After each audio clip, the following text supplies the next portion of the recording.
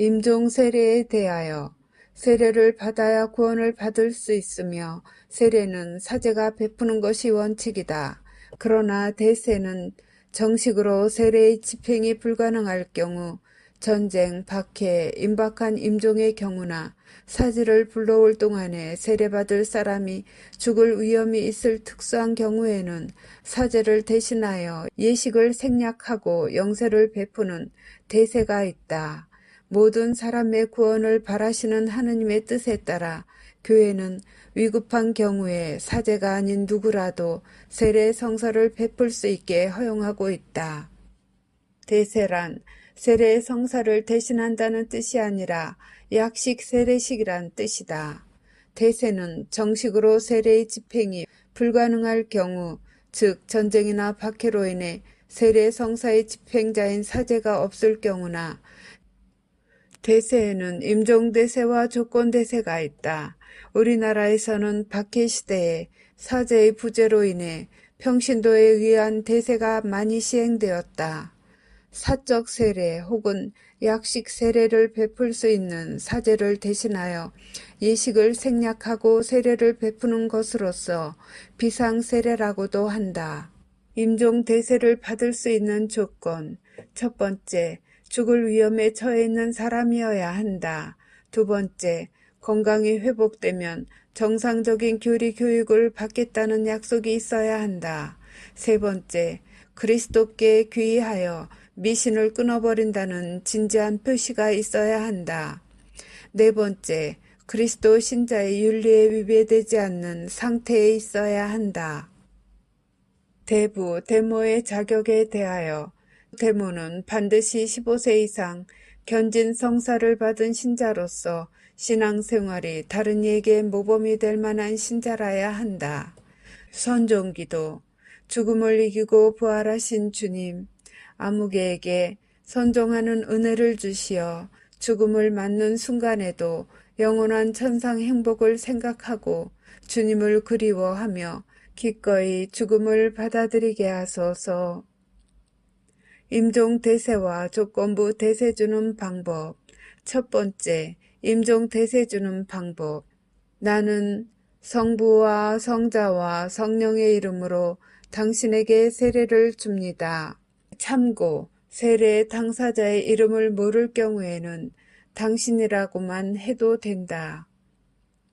두 번째, 조건부 세례 주는 방법.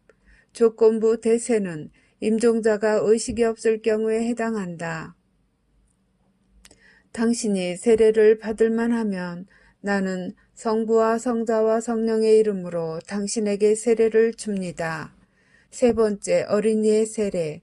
부모는 아기의 출생 후 될 수 있는 대로 빨리 세례받게 해야 하고 100일을 넘기지 않아야 한다. 아기가 죽을 위험 중에 있으면 지체 없이 세례받게 해야 한다.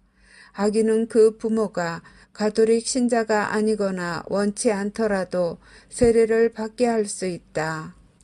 버려진 아기나 죽은 아기가 세례받은 사실이 불확실하거나 유산된 태아가 살아있으면 기형이거나 형태를 갖추지 못한 상태라 해도 세례를 받게 해야 한다.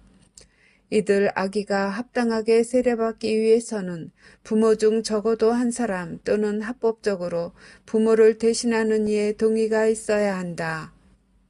그리고 미성년자가 세례받기를 원하는 경우에는 될 수 있는 한 부모의 동의를 얻어야 한다. 네 번째, 어른의 세례.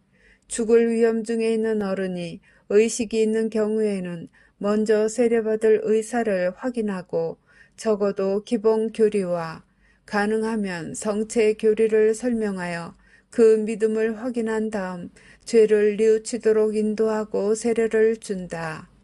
그러나 죽을 위험 중에 있는 어른이 의식이 없는 경우에는 평소 세례를 받을 의사가 있었음을 추정할 수 있고 죄를 뉘우치는 마음이 추정되면 조건부로 세례를 준다.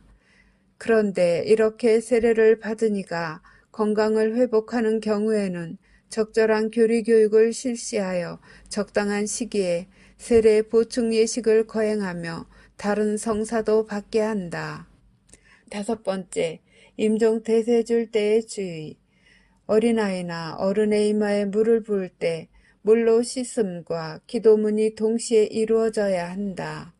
참고 세례 때에 사용하는 물은 만약 축성한 세례수가 없다면 일반 자연수를 사용한다. 성수는 사용하지 않는다. 6번째, 임종 대세 주는 사람의 마음의 준비.